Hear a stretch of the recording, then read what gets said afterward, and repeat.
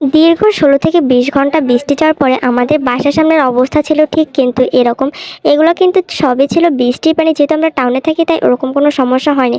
কিন্তু অনেকেই যারা হচ্ছে বৃষ্টি বিলাস উপভোগ করছেন বা খিচুড়ি খেয়ে উপভোগ করছেন, আসলে আপনাদের কোনো আইডিয়াই নেই। অনেকে কিন্তু এই রেমাল বন্যার কারণে হচ্ছে এই রেমাল ঘূর্ণিঝড়ের কারণে তাদের সব কিছু হারিয়ে নিঃস্ব হয়ে গেছে।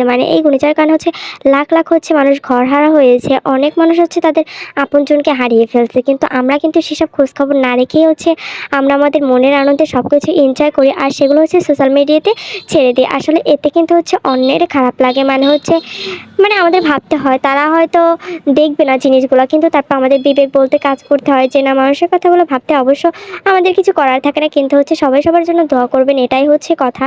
আর দেখেন যে পরিমাণ ঘূর্ণিঝড়ের কারণে যে পরিমাণ বাতাস ছিল, আমার জীবনে দেখা প্রথমে দীর্ঘস্থায়ী বন্যা ছিল হচ্ছে এটা। আমি বড় হওয়ার পর এরকম কখনো কোনো বন্যা টন্যা দেখিনি। প্রতি বছর হয়তো বন্যা হবে হবে বলা হয়, কিন্তু হয় না। কিন্তু এবছর যে সত্যি সত্যি হবে আমি এটা একদমই এক্সপেক্ট করে নাই।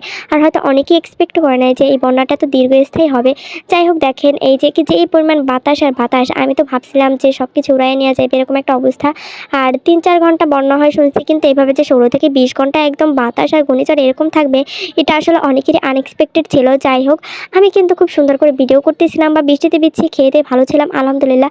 আল্লাহর কাছে এর জন্য হাজারো শুকরিয়া। কিন্তু যারা ছিল ভালো নেই, যারা হচ্ছে সব কিছু হারিয়ে নিঃস্ব হয়ে গেছে, তাদের কথা ভাবতেছিলাম। তাদের জন্য আসলে আমার কিছু করার নেই, দোয়া ছাড়া আসলে আমি কিছুই করতে পারবো না তাদের জন্য ওরকমভাবে। কিন্তু সবাই আর কি তাদের জন্য দোয়া করবেন। আর ভাবেন আপনি আপনি বা আমি যে যেখানে বসে ভিডিওটা দেখছি, অবশ্যই আমাদের আলহামদুলিল্লাহ বলা উচিত। কিন্তু কারণ যারা সব হারিয়েছে তারা তো সবই হারিয়েছে, তারা হচ্ছে আর দেখবে না এই জিনিসগুলো। কিন্তু দেখেন আল্লাহর দোয়ায় আলহামদুলিল্লাহ যে আপনি বাসায় বসে ভিডিওটা দেখতে পারতেছেন বা হচ্ছে ভিডিওটা করছেন বা অনেকেই ভিডিও ছাড়ছেন। অবশ্য আমি একটু অলস টাইপের, ঢিলা টাইপের, যার কোনো হচ্ছে আমার সব কিছুতে একটু লেট হয়ে যায়। বন্যা কিন্তু চলে গেছে 2-3 দিন আগে অলরেডি, আর আমি আজকে ভিডিও আপলোড করতেছি। আমি আজকেই কিন্তু ভিডিওটা এডিট করতেছি, যার কারণে আমি আজকেই ভিডিওটা আপলোড দেবো। আর সবাই হয়তো ভিডিও আপলোড দিয়ে ফেলছে, আর আমার হচ্ছে আলিশামের কারণে হচ্ছে আপলোড করেনি। যাই হোক, দেখেন এটা কিন্তু ছিল লাস্ট পরিস্থিতি আমাদের বাসার সামনে একদম পানি। অবশ্য আপনার বুঝতেই পারতেছেন এই যে মানুষ হেঁটে যাইতেছে যে কতখানি পানি হয়েছে। আমাদের বাসার সামনে মানুষ একটু কম হয়েছে, এর সামনে আরও অনেক বেশি পানি হয়েছে। আমি তো অবশ্য ওখানে যাই না এই পানি আর কি ঢেঙে, কিন্তু অন্য সব জায়গায় অনেক বেশি হয়েছে। অনেকে কিন্তু অনেক জায়গায় চলে গেছে আশ্রয়স্থলে। এই আন্টিদের বাসায় পানি উঠছে, কিন্তু তাই তারা হচ্ছে অন্য আরেক বাসায় চলে যাচ্ছে সব কিছু নিয়ে টিয়ে। তো দেখেন কি পরিমাণ পানি হয়েছে, আল্লাহ রে আল্লাহ, আমি একদম অবাক। আর একটু হলেই হয়তো আমাদের বাসায় পানি চলে আসতো, জানি না তখন কি করতাম। যাই হোক, এবারের মতো আল্লাহ বাঁচাইছে। এইরকম বন্যা আল্লাহ আর কখনো না দেখ। অল্প স্বল্প বৃষ্টি আমার খুব প্রিয়, কিন্তু এরকমভাবে বন্যা অন্যের ক্ষতি করে কোনো কিছুই আমার পছন্দ না। আল্লাহ যেন এরকমভাবে কারো ক্ষতি না করে। যাই হোক, আমি কি এরকম মানুষ সেটা আপনাদেরকে একটু বলি। আমার ফোনে চার্জ ছিল ভালোই আর কি, চার্জ থাকতে থাকতে কারেন্ট চলে আসছে, কিন্তু সমস্যা ছিল নেট ছিল না। যেহেতু কারেন্ট ছিল না, বাসায় ওয়াইফাই ছিল না, যার কারণে হচ্ছে আমি 3বার এই পানি হেঁটে গিয়ে দোকানে গিয়েছিলাম যে হচ্ছে টাকা ভরতে পারবো কিনা ফোনে, এমবি কেনার জন্য, কিন্তু 3বারই বন্ধ ছিল। আর লাস্ট টাইম আমি এখন যখন যাচ্ছি তখন হচ্ছে ভিডিও করতেছিলাম, আর তখন কিন্তু দোকানটা আল্লাহর রহমতে খোলা ছিল। এটা ছিল বন্যার শেষে একদম বিকাল টাইমে পরের দিন। আর দোকান খোলার পরে সেখান থেকে হচ্ছে কিন্তু আমি টাকা ভরে নিয়ে আসছি, কিন্তু টাকা ভরে নিয়ে আসার পর দেখি কি নেট কাজ করে না, নেট কানেকশন বন্ধ। তখন মেজাজটা এত খারাপ হয়ে গেছে, কেমনটা লাগে বলেন তো। ওই দিন কিন্তু সারাদিন আমি পেজে ভিডিও আপলোড করতে পারি না আর কি, ভিডিও আপলোড করিনি, এই জন্য আমার একদম মাথা গরম হয়ে গেছিলো। আমি ভাবছিলাম যে সবাই নেট আসতে, পরে দেখি না, এরকম সমস্যা অনেকের হয়েছে। তো আপনারা যারা ভিডিওটি দেখতেছেন অবশ্যই কমেন্ট করে জানাবেন যে কোন জেলায় কীরকম ক্ষতি হয়েছে, বা আপনাদের কারো কোনো ক্ষতি হয়েছে কিনা আপনারা একটু কমেন্ট করে জানিয়ে দিবেন প্লিজ। আর এটা ছিল তার পরের দিন সকালের ভিডিও। দেখেন আমরা পানি আনতে গেছিলাম আর কি, খাবার পানি, আর অন্য মানুষের কাছ থেকে কিন্তু আম্বুল পরে খেয়ে ফেলছি।